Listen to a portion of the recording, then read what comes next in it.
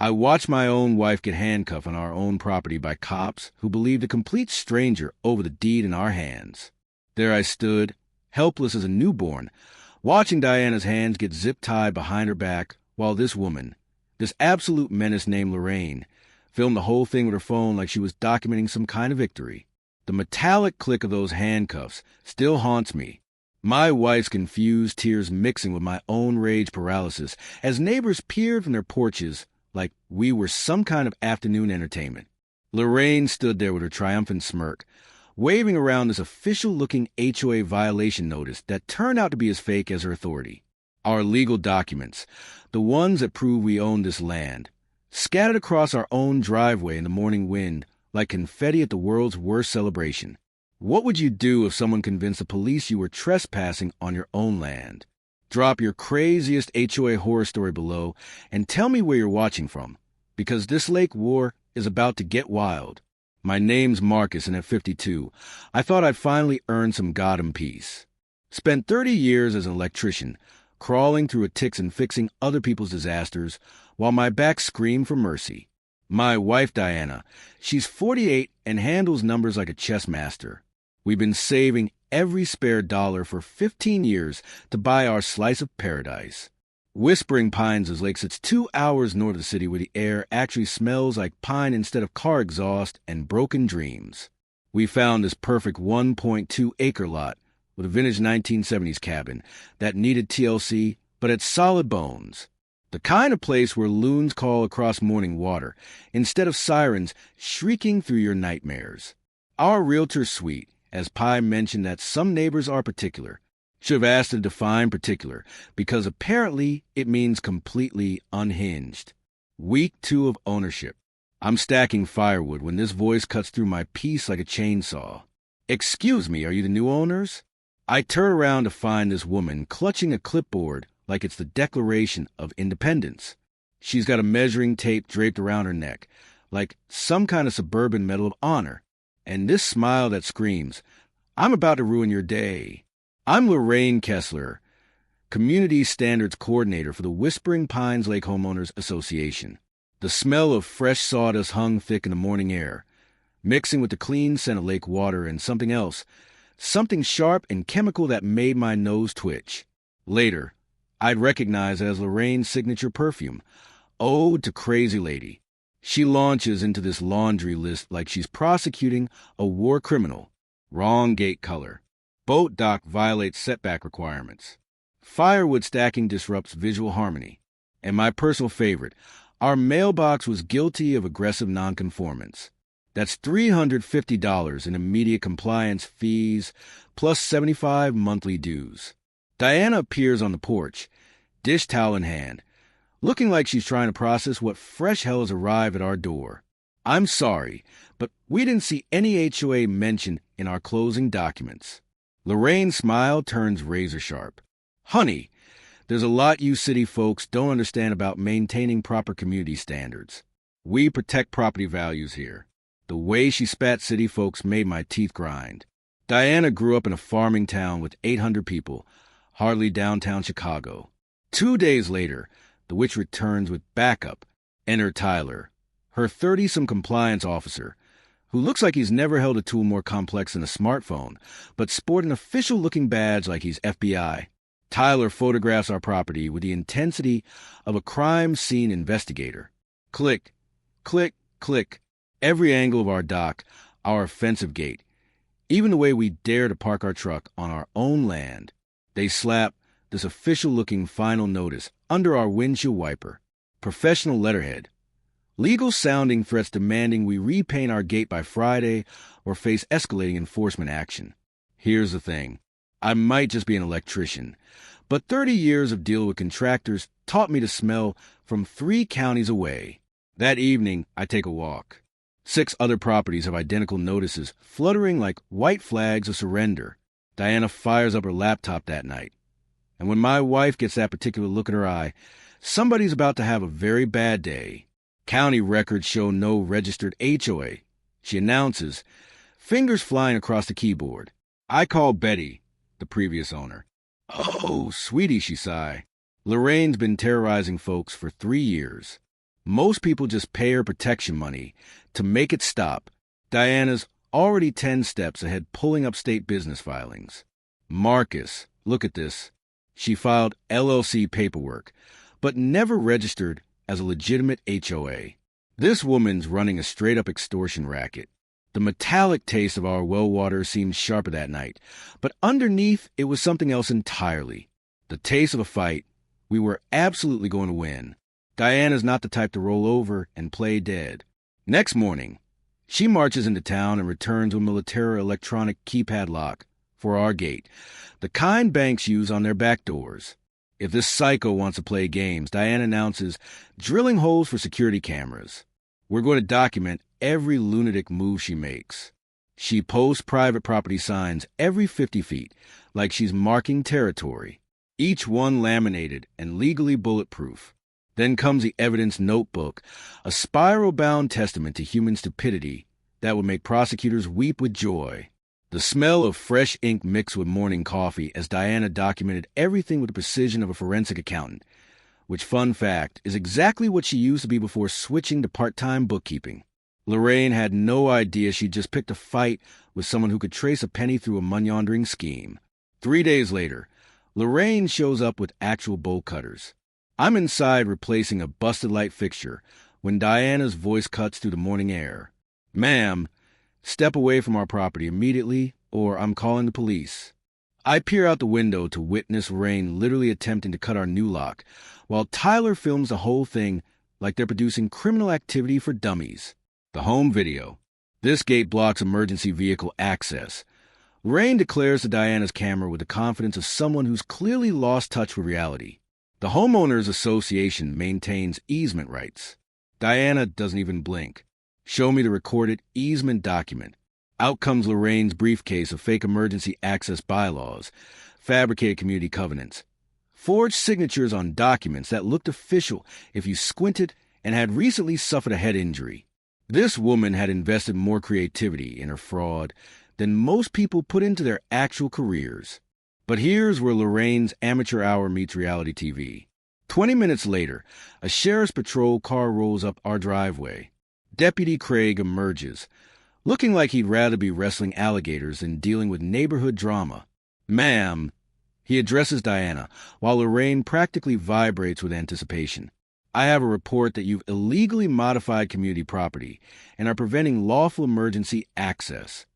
The crunch of gravel under Deputy Craig's boots sounds like a funeral march as Diana calmly retrieves our deed, title insurance, property survey, and tax record from the truck. Meanwhile, Lorraine's frantically shuffling through her folder of fiction, producing what she calls the HOA Master Deed, a document that supposedly grants her association magical powers over everyone's property. Officer, this woman is clearly a squatter who's compromised community safety infrastructure, Lorraine announces with the righteous fury of someone who actually believes her own lies. That's when I nearly torpedo our entire case by marching toward Lorraine, ready to introduce her face to some harsh truths about reality. Diana's hand catches my arm with surprising strength. Marcus, document, don't react. Her voice stays steady, but I feel the tremor in her fingers. Smart woman saved us from a disaster. Deputy Craig examines both sets of documents with the enthusiasm of someone solving advanced calculus. Real estate law wasn't exactly day one at the police academy, but even he could spot the difference between legitimate county records and Lorraine's Microsoft Word masterpieces. Ma'am, he finally tells Lorraine, whose face has progressed to the entire visible spectrum of rage. These people have clear legal title. They can secure their property however they want. Lorraine's expression shifts to what I can only describe as nuclear meltdown meets wounded rhinoceros. This community has standards, she shrieks, gathering her fake documents like a magician whose trick just exploded. You people clearly don't understand what civilized living means. She storms off with Tyler shuffling behind her, but not before shooting us a look that promised this was just the opening act of a very ugly show. Here's Lorraine's first major tactical error. Diana had been recording everything on her phone, perfectly positioned to capture both Lorraine's attempted property destruction and Deputy Craig's confirmation of our ownership rights. After they leave, Diana files harassment complaints with the sheriff's department and discovers something delicious. Deputy Craig is Lorraine's nephew. Conflict of interest much? But the real bombshell comes at evening, when Mrs. Kowalski shuffles over during our barbecue. She's 70-some with worried eyes and hands that shake when she talks. "You folks better watch yourselves," she whispers, constantly glancing back at her house. Lorraine's run off 3 families already. The Hendersons paid her $2,000 just to stop the harassment. The taste of grilled burgers turned metallic in my mouth. We bought paradise and accidentally declared war on the neighborhood mafia boss. Lorraine's next move came straight from the Psychopath's Greatest Hits collection. If you can't destroy someone directly, cut off their lifelines and watch them suffocate. Monday morning, our power dies. Not from a storm or equipment failure. A deliberate shutoff because some concerned citizen called the electric company claiming we had an unauthorized hookup stealing juice from community lines. Tuesday brings a water district, armed with clipboards and suspicious frowns, investigating reports of illegal well usage that supposedly violated county groundwater regulations. Wednesday special guest, the health department, complete with soil probes and attitudes because apparently our septic system poses an imminent public health threat requiring immediate inspection and potential condemnation. Each visit costs us time, money, and chunks of our sanity. While Lorraine sits on her deck across the lake, watching through binoculars like some demented bird watcher cataloging her prey, Diana starts connecting dots with the methodical fury of someone who once caught a CEO embezzling pension funds through fake vendor invoices. She pulls county records going back 3 years and discovers Lorraine has been weaponizing bureaucracy like it's her personal army. The Hendersons endured 6 months of utility harassment before coughing up Lorraine's compliance fees just to make the nightmare stop. The elderly Petroskis had their power cut for 3 days during a 90-degree heat wave because Lorraine convinced the electric company their medical equipment was somehow overloading community circuits. Here's the part that made my blood boil. The Johnsons, a sweet retired couple who'd saved 40 years for their lake house, actually fled like war refugees. Sold their dream home at a $30,000 loss rather than fight Lorraine's reign of terror. The pattern was crystal clear. Systematic harassment designed to break people's spirits and empty their bank accounts. Thursday morning, I'm at Henderson's Hardware buying PVC fittings when Jim Lorraine's live-in boyfriend, an apparent enforcer, materializes beside me like a bad rash. You know, Jim says, examining paint cans with the intensity of someone planning the sign chapel. Your wife's making things real uncomfortable for everyone. The familiar smell of sawdust and WD-40 fills the air, while other customers suddenly develop intense interest in nearby merchandise displays. Nothing like small-town drama to make shopping awkward. Marcus, right? Look, nobody wants problems here. Lorraine's just maintaining community standards. You city folks roll up thinking you can ignore established protocols. But Lake Living has rules. I set down my pipe fittings and give Jim my full attention. He's about 50, soft around the middle with hands that look like they've never touched anything rougher than a TV remote. Community standards, I repeat slowly. You mean like filing false utility complaints and terrorizing senior citizens? Jim's smile turns predatory. Sometimes protecting property values requires difficult conversations. Investments need safeguarding, you understand. Store owner Pete Martinez suddenly becomes fascinated by our exchange, drifting closer while pretending to organize his bolt display. Smart man, he's about to witness something important. Here's what I understand. I announced loud enough for Pete and half the store to hear. Your girlfriend is running a protection racket, and I've got documentation proving every bit of it. Jim's mask slips completely. Accidents happen around lakes. Marcus. Docks collapse without warning. Boats develop mysterious leaks. Septic systems back up into people's kitchens. Would hate to see you folks experience those kinds of mechanical failures. And there it was. Jim just made direct threats in front of witnesses. When Diana taught me about building legal cases during her forensic accounting days, she always said criminals eventually hang themselves if you give them enough rope. Jim had just braided his own noose. That evening, Diana transforms our kitchen table into mission control, spreadsheets tracking every harassment incident, photographs of Lorraine's forged documents, and research into legitimate HOA formation requirements, because apparently my wife once helped prosecute a similar scam in her previous life. Real HOAs have to jump through expensive legal hoops. Diana explains, pointing to her screen. Articles of incorporation with the Secretary of State, recorded CC and RS with the county, registered agent filings, none of which cost less than several thousand. Lorraine's too cheap and too lazy for legitimate paperwork. But Diana's nuclear discovery comes when she digs into Lorraine's own property records. Our self-appointed environmental enforcer has been living with a catastrophically failing septic system for 18 months, creating the exact contamination hazard she keeps accusing everyone else of causing. She's projecting every single violation onto her neighbors, Diana says, highlighting county citations on Lorraine's property. Classic criminal psychology. Accuse others of your crimes before they can accuse you. The metallic taste of our well water suddenly makes perfect, disgusting sense.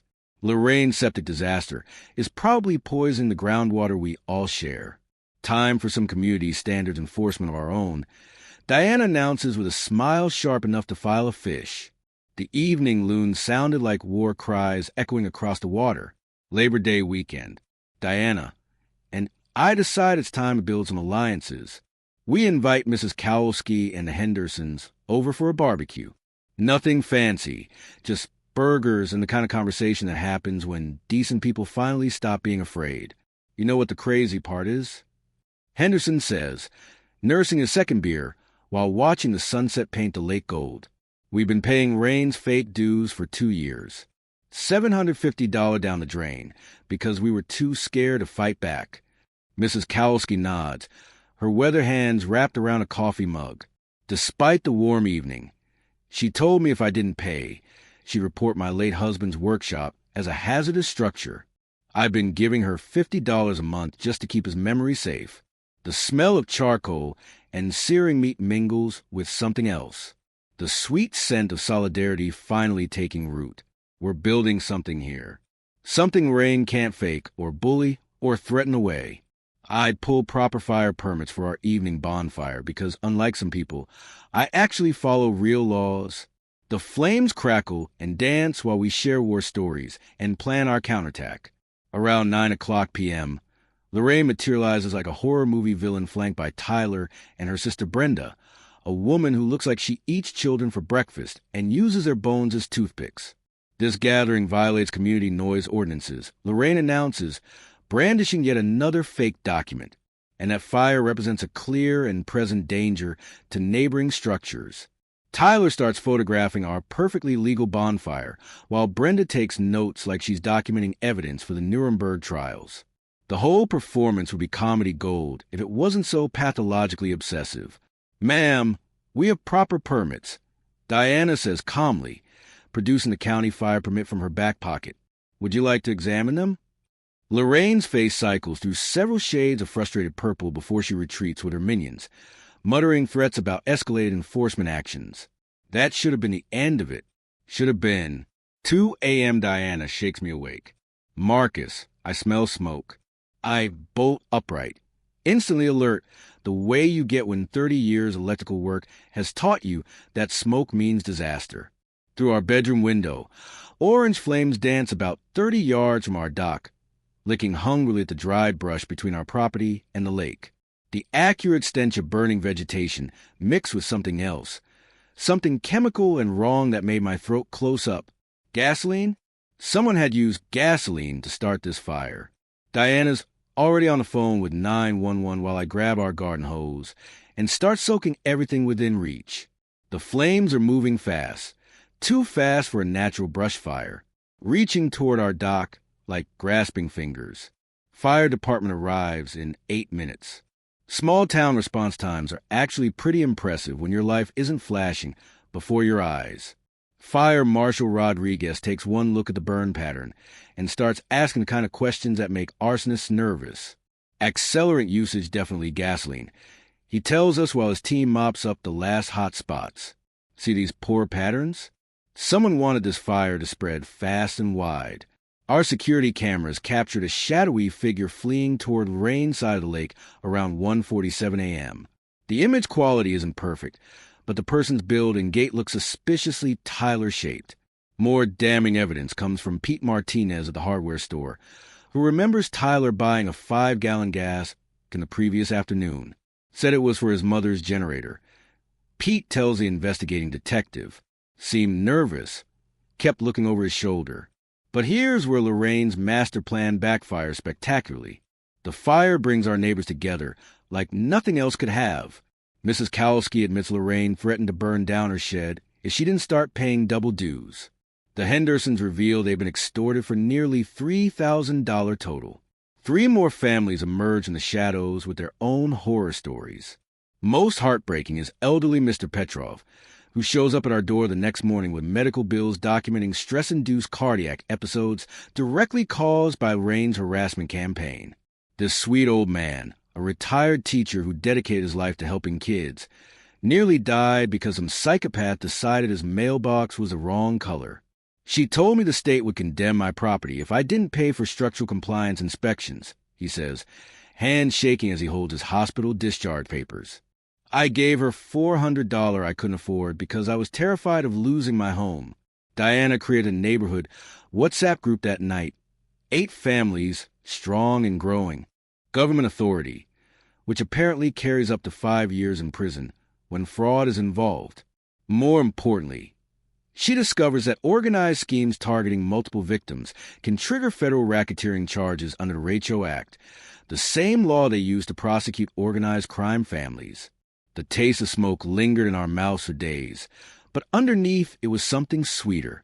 The taste of justice finally within reach. Lorraine had pushed too far, burned too many bridges, and now her victims were becoming her prosecutors. Diana's forensic accounting instincts kicked into overdrive the morning after the fire. While I was dealing with insurance adjusters and fire damage estimates, she was hunting bigger game. Every legitimate HOA has to provide financial records to homeowners, Diana explained, settling into her laptop like a sniper taking position. It's actually required by law in most states. Let's see what Lorraine's books look like. She fired off a certified letter demanding complete financial statements, bank records, and audit reports for the Whispering Pines Lake Homeowners Association. The kind of request that makes honest organizations reach for their filing cabinets and criminal enterprises break into cold sweats. Lorraine's response came within 48 hours. A manila envelope stuffed with spreadsheets that looked professional enough to fool most people. Detailed income statements showing $32,000 in reserve funds, expense reports for community maintenance and professional services, even fake receipts for landscaping work that supposedly kept our neighborhood looking pristine. But Lorraine had made one crucial mistake. She'd tangled with someone who spent 15 years catching white-collar criminals by following their money trails. Look at these numbers, Diana said, highlighting discrepancies with the precision of a surgeon marking tumors. She claims $800 monthly income from dues, but only shows 6 families paying. The math doesn't work unless families are paying different amounts, which violates every HOA regulation ever written. Diana's real breakthrough came when she traced Lorraine's business banking records through public filings. The Whispering Pines HOA account contained exactly $847, not the $32,000 in reserves or fake statements claimed. Even better, the bank record showed a pattern of personal withdrawals, car payments, credit card bills, even grocery runs to Walmart. Classic embezzlement behavior that Diana had seen a dozen times during her corporate investigation days. She's been running a check cashing scheme, Diana explained, spreading bank statements across our kitchen table like a poker player, revealing a winning hand, collecting real money from scared neighbors, then spending it on personal expenses, while creating fictional reserves to justify future shakedowns. But the nuclear revelation came when Diana contacted the State Consumer Protection Agency and ran Lorraine's name through their fraud database. Our community standards coordinator had a previous conviction for running an identical scam in Jefferson County back in 2018. Fake property management company, forged documents, vulnerable elderly victims. She's a repeat offender, Diana said, printing court records that read like a blueprint for Lorraine's current operation. Same fake authority complex, same targeting of retirees, same pattern of escalating harassment when people resist. My wife's insurance background kicked in next. She called our homeowner's policy company and discovered we'd been paying inflated premiums based on Rain's false claims about HOA requirements and community risk factors. Our agent confirmed no legitimate HOA existed in our area, meaning we've been overcharged by nearly $400 annually. This opens up a whole new legal avenue, Diana said, her voice carrying that particular tone she gets when she's about to ruin someone's entire existence. Insurance fraud carries federal penalties. Mail fraud for using postal services to send fake notices. And if we can prove she's targeted people based on age or perceived financial status, we're looking at civil rights violations. The power dynamic had completely reversed. What started as us defending our property had evolved into building a criminal case against an organized fraud operation.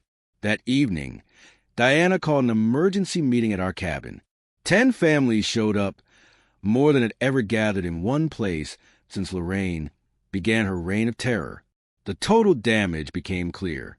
Over $15,000 in fake dues collected, thousands more in unnecessary expenses, and immeasurable psychological trauma inflicted on decent people who just wanted to enjoy their retirement. We're not victims anymore. Diana announced to our living room full of neighbors who'd found their courage.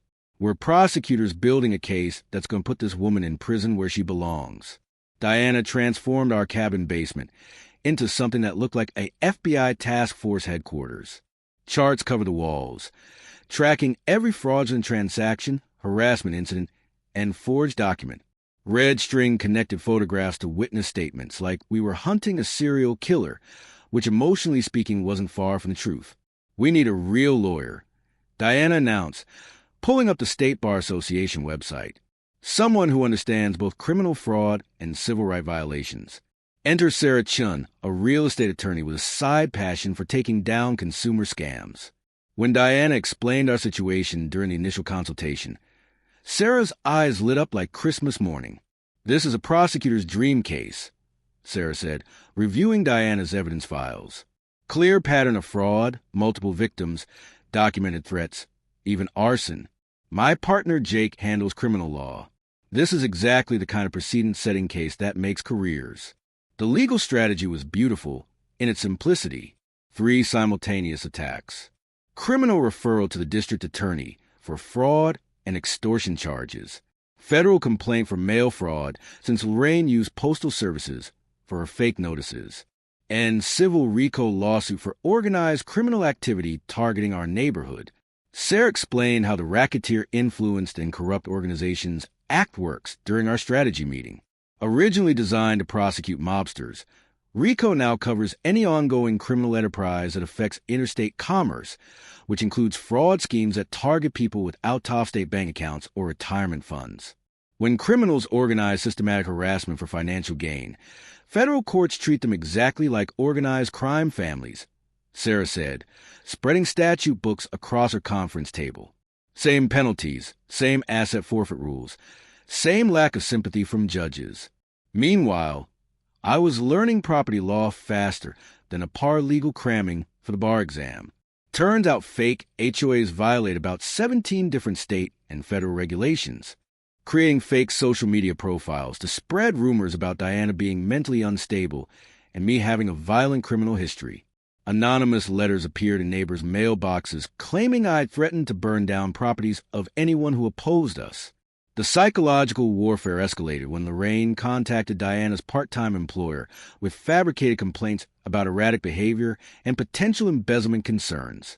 She even tried to have our water shut off using forged county documents, claiming we'd missed safety inspections. Tyler's vandalism campaign reached new heights of stupidity. Security cameras caught him slashing Mrs. Kowski's tires and spray, painting snitch across the Henderson's mailbox. When the Garcia's dog mysteriously disappeared for 24 hours, only to be found locked in an abandoned shed with note reading, accidents happen to families who don't mind their business. Even the most intimidated neighbors realized Rain's operation had crossed from harassment into outright terrorism. But here's where Rain's master plan revealed its fatal flaw. Every escalating attack was being recorded, documented, and added to our growing criminal case. Diana created encrypted backups of all evidence files and established secure communication networks with our remaining allies. Each new harassment attempt just handed prosecutors another felony charge. The breaking point came when Lorraine discovered our planned appearance at the county commissioner's meeting. Her neighborhood spy network, probably Brenda, had tipped her off about Diana's plan to present evidence during the public comment period.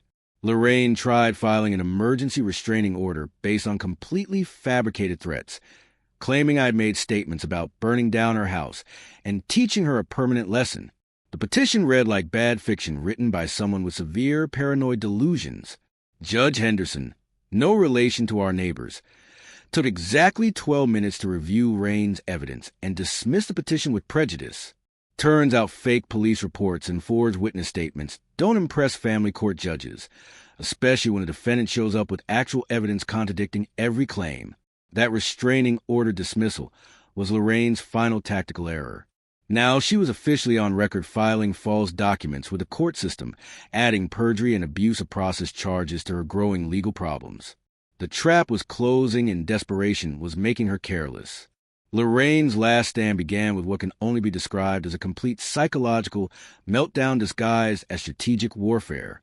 When she discovered Diana's plan to expose her publicly at the county commissioner's meeting, something inside that woman's brain just snapped like an over-tightened guitar string. First, she tried recruiting reinforcements from outside our neighborhood.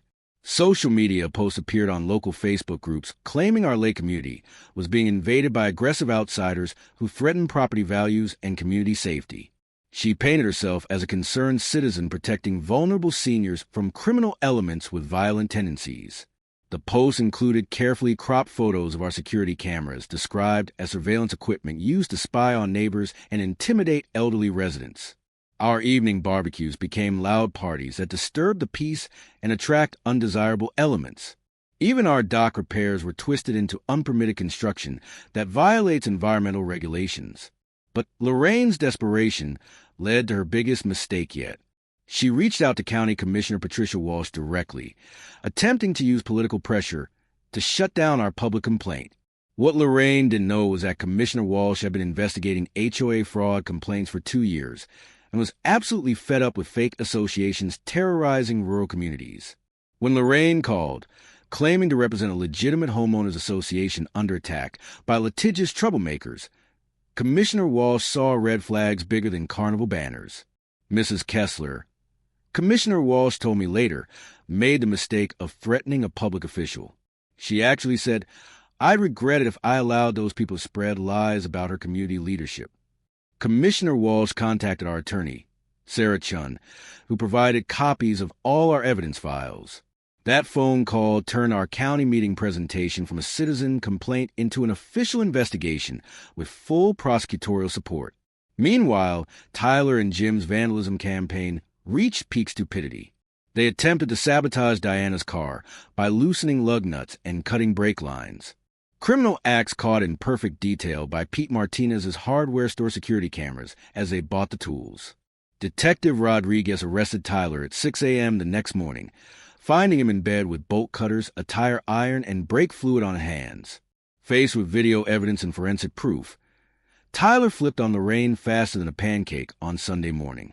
She told me if I didn't help her, she'd kick me out and I'd have nowhere to go. Tyler confessed, providing detailed testimony about 3 years of harassment campaigns against neighbors. Mom said these people were trying to destroy our community, and we had to protect ourselves.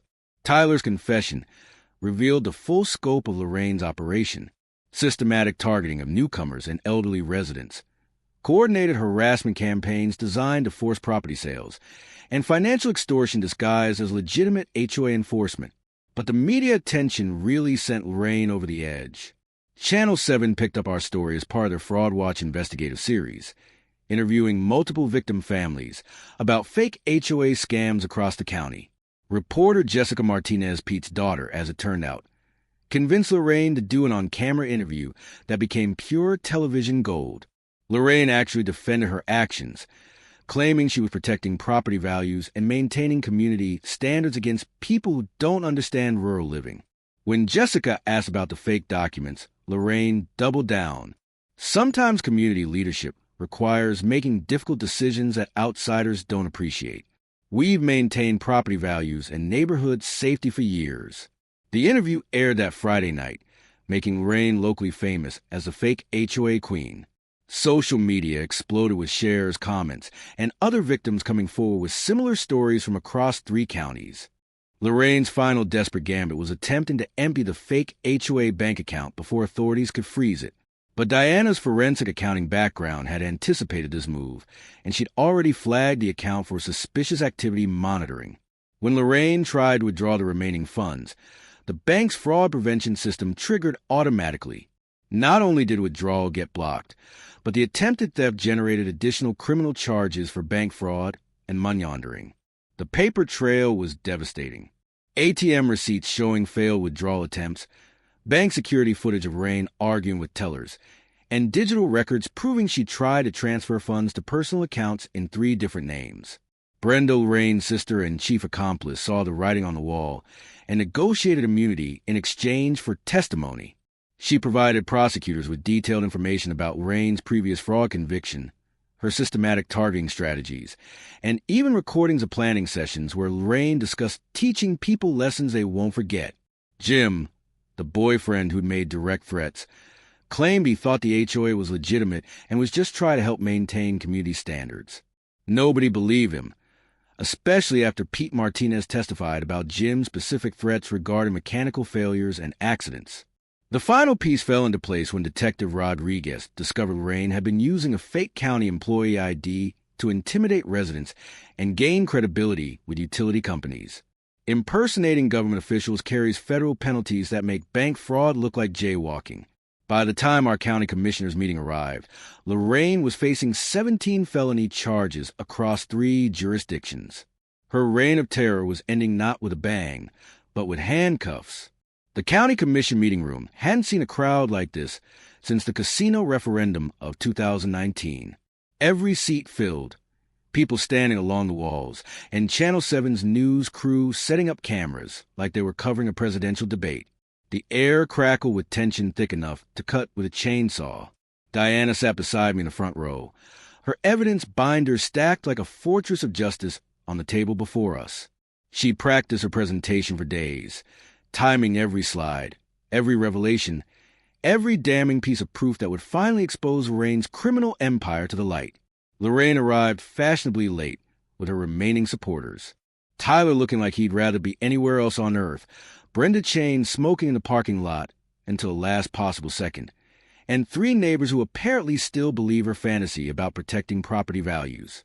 Commissioner Walsh called the meeting to order, and you could feel the collective hell breath of 40, some people waiting for justice to finally show its face. We have a citizen complaint regarding fraudulent homeowners association activities in the Whispering Pines Lake area. Commissioner Walsh announced. Mrs. Diana Patterson will present her findings. Diana stood up with the confidence of someone who'd spent years testifying against corporate criminals, connected her laptop to projection system, and delivered a performance of her lifetime. For 3 years, Lorraine Kessler has operated a fake homeowners association, collecting over $15,000 in fraudulent dues while systematically harassing families through fabricated violations and invented authority. Slide 1. Lorraine's fake incorporation documents next to real HOA filings, highlighting the missing state registrations and forged signatures. Slide 2. Bank records showing the $847 in actual funds versus the $32,000 in fictional reserves Lorraine claimed. Slide 3. Medical records from Mr. Petrov documenting cardiac episodes triggered by harassment. Insurance claims from families charge inflated premiums based on false HOA requirements. The audience was dead silent, except for the furious scratching of reporters taking notes and the soft clicking of camera shutters capturing Lorraine's face cycling through shades of panic. But Diana saved the nuclear option for last.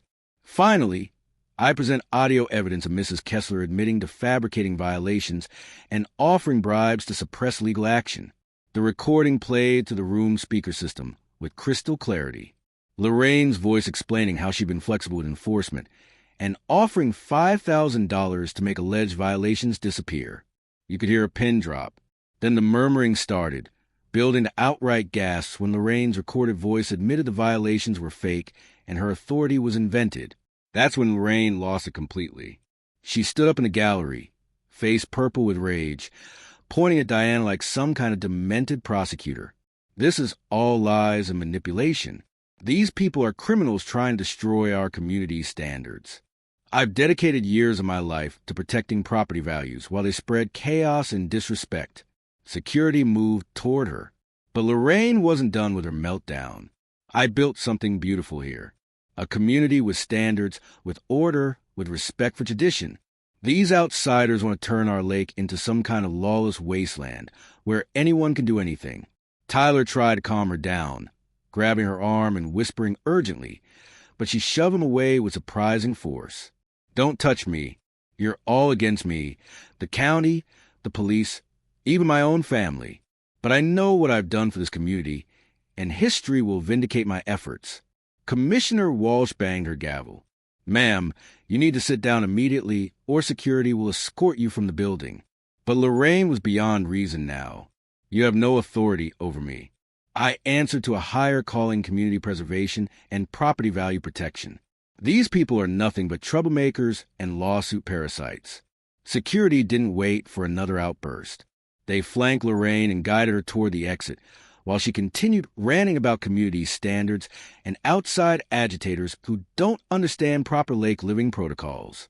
The whole scene was being broadcast live on the county's YouTube channel and recorded by every news crew in the county. Lorraine's public meltdown became her final, most damaging confession. Commissioner Walsh called for order and made the announcement we've been waiting years to hear. Based on the evidence presented tonight, I'm directing the county attorney to file criminal charges against Mrs. Kessler for fraud, extortion, and filing false documents. The sheriff's department will execute arrest warrants immediately, she continued. Furthermore, the county will establish a fraud reporting hotline and work with state legislators to strengthen penalties for fake HOA schemes. No family should endure what these victims have suffered. The room erupted in applause. Mrs. Kowalski was crying. The Hendersons hugged each other. Mr. Petro raised his fist in quiet victory. Outside the courthouse, Channel 7's Jessica Martinez interviewed Diana, while I stood proudly beside my brilliant wife. What would you tell other families facing similar harassment? Jessica asked.